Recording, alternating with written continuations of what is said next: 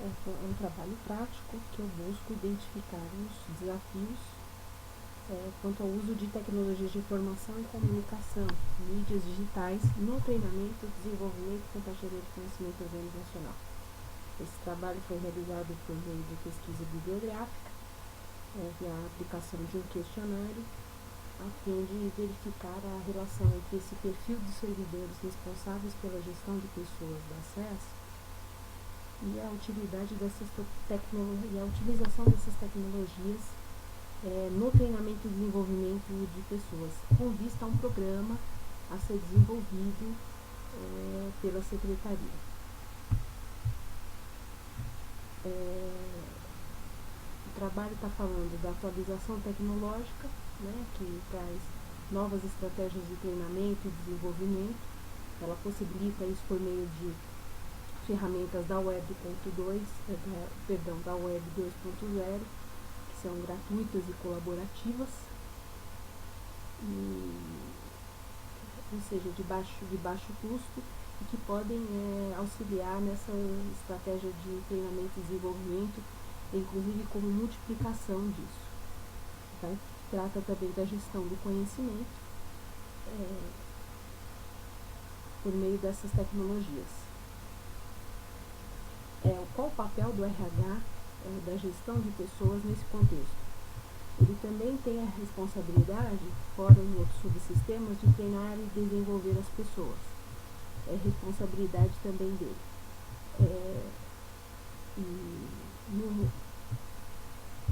É isso. No setor público,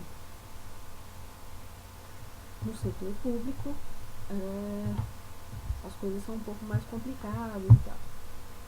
O perfil desses profissionais, que se eles são nativos digitais e imigrantes digitais, as tecnologias que estão à disposição,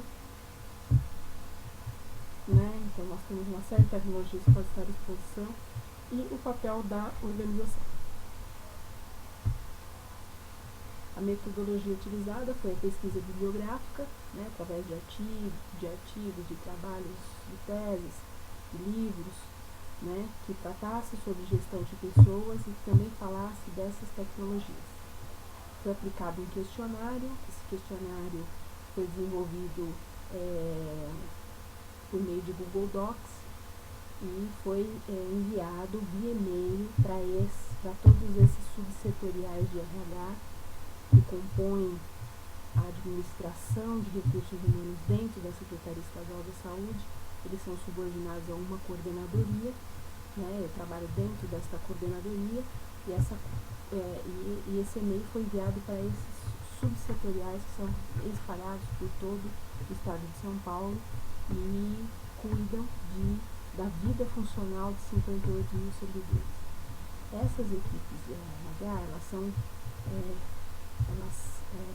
estão subdivididas em 72 subsetoriais, que foi o que eu utilizei na pesquisa. São unidades da administração direta, hospitais, hospital geral e os departamentos regionais de saúde.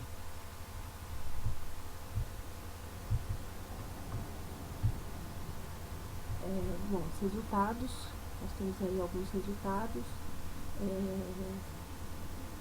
O público é predominantemente feminino, inclusive mais feminino do que a média geral da secretaria. A faixa etária de pessoas, a maior parte é de 46 a 60 anos. Nós temos então aí quase 80% de pessoas entre os 31 e 60 anos. Se nós levarmos em consideração que essas mulheres, que esse público é a maior parte feminina, com 60 anos, então se formos cruzar aí os dados entre idade para se aposentar e tempo de contribuição, nós temos um número importante de pessoas, mas isso é matéria para outro estudo. A formação dessas pessoas, elas têm graduação, elas possuem graduação, em geral são formadas em recursos humanos ou administração, e com a distribuição dos cargos, eles estão em cargos de a maioria de diretor técnico. Em segundo lugar, eles são oficial de saúde. Então, nós temos os diretores técnicos, que são os responsáveis, os gestores das equipes, e os oficiais de saúde, em segundo lugar, que é um cargo de nível médio. Lembrando que esse diretor de nível técnico, ele tem obrigatoriamente uma formação em nível superior. Então, nós temos aí um resumo das questões, dos resultados. Então, temos aí a utilização, como é que eles se sentem com relação à utilização das mídias, né, digitais, que será, se eles usam, eles já usam, uma boa parte concorda parcialmente ou plenamente, já utiliza, se sente confiante, né, na utilização das mídias digitais. Poucas pessoas não se sentem confiantes. Mídias digitais contribuem para a melhoria, eles reconhecem que as mídias digitais contribuem para a melhoria dos resultados. Eles se sentem confiantes na utilização dessas mídias. E notem que eles são imigrantes digitais, conforme Prensky, mas eles se dizem sentir confiantes nessa utilização e estão confortáveis para participar de cursos e treinamentos por ensino à distância. Aqui vão algumas considerações. Quem respondeu o e-mail, nós tivemos um número pequeno de respostas. Foi enviado via e-mail e Google Docs, né, como eu já falei, o questionário foi feito desta forma. Eu enviei o questionário, eu conversei com a principal gestora desses subsetoriais, né, conversei, eu fiz um trabalho que eu chamo de corpo a corpo, ligando para essas unidades e conversando com esse gestor, valendo considerar que nós não temos ali um acesso ao e-mail de todos esses servidores por agrupamento de servidores dos órgãos setoriais, né? Eu tentei até fazer uma pesquisa pedindo a eles que me enviassem os e-mails dessas equipes, de toda a sua equipe, e não obtive tanta resposta. Eu ligava para os gestores, alguns se comprometeram a responder e a repassar para a equipe, outros assim, não chegou no meu e-mail, enfim. Eu fui repassando. Então, como 95% desses respondentes dizem que acessam o e-mail, utilizam o e-mail na prática profissional, e eu enviei para o e-mail corporativo, eu meio que posso concluir que quem respondeu é quem acessa o e-mail todo dia. Quem não respondeu é porque ele não acessa o e-mail, Então tenho que ir na captura desses que não responderam. Então a formação, como eu falei, é de RH. 61% dessas pessoas têm subordinados, né? Lembrando que a maioria é de diretoria técnica.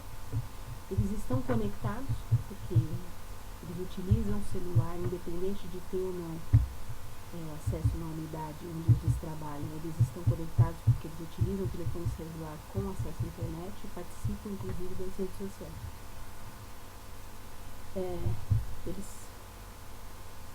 Eles declaram que tem computador com acesso à internet no trabalho, mas eles têm uma restrição de acesso, né? Um bloqueio de alguns aplicativos, de alguns programas. Eles têm problema com a internet, por conta de um servidor, questões técnicas ali da informática, porque não tem nenhum apoio. Isso a gente percebeu nas questões qualitativas, né? Eles dizem dispostos e motivados a aprender sobre mídias digitais, e essa disposição e essa motivação,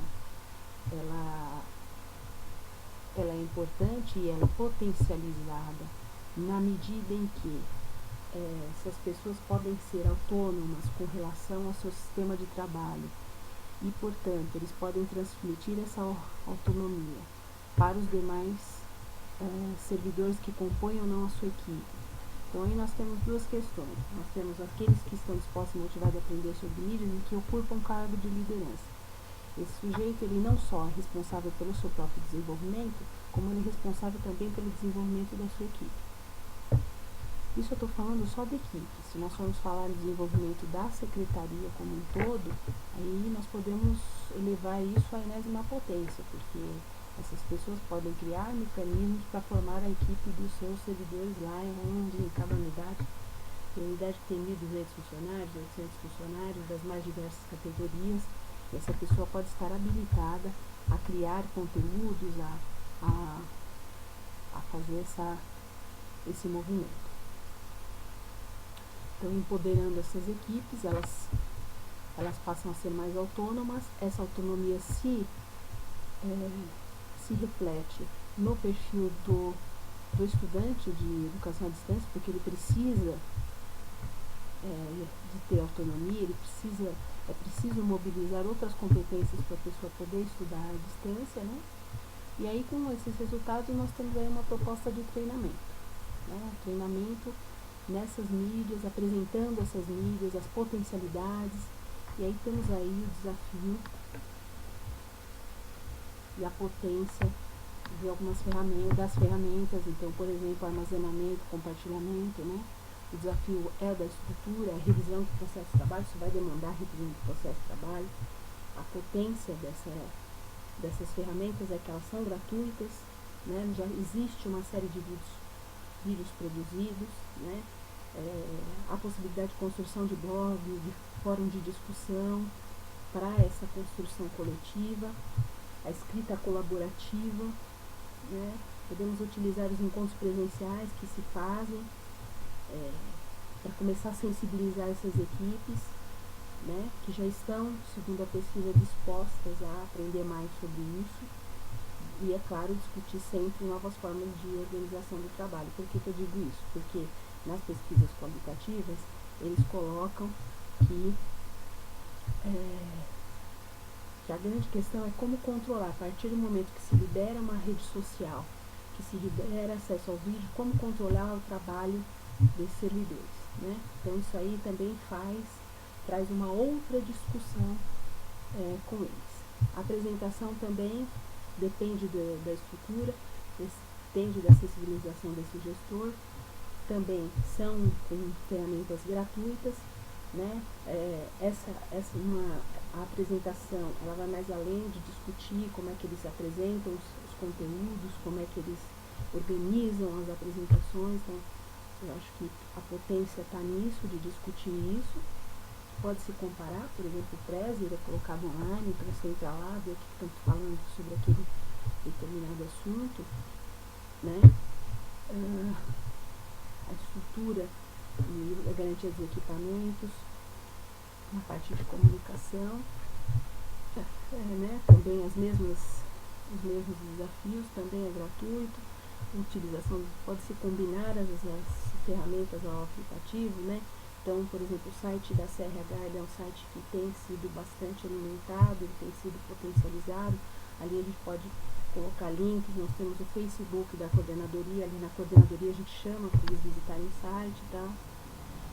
As redes sociais, também com os mesmos, também tem que rever, discutir a autonomia, eu acho que é uma possibilidade, aliás, em todas as ferramentas, a autonomia que você tem de estar fazendo o seu trabalho, de ter a sua tarefa e não ficar só assistindo filme, temporada do Game of Thrones no computador.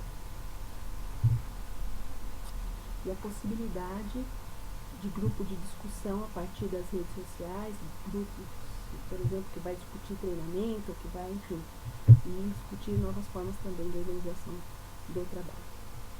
É isso.